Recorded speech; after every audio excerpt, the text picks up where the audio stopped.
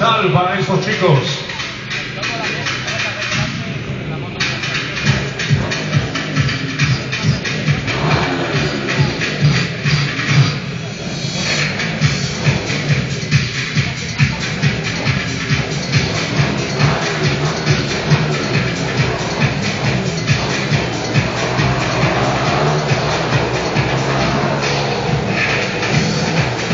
A ver, esos 5, ahí están.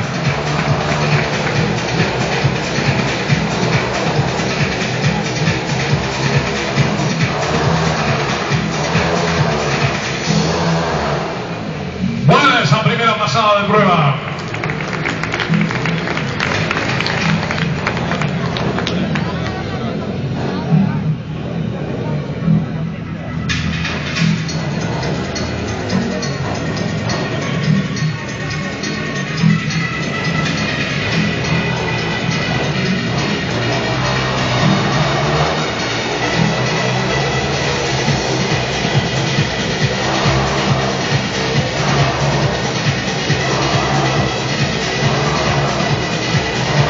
Lo que me pasa es que me pican un poco los ojos, ¿sabes?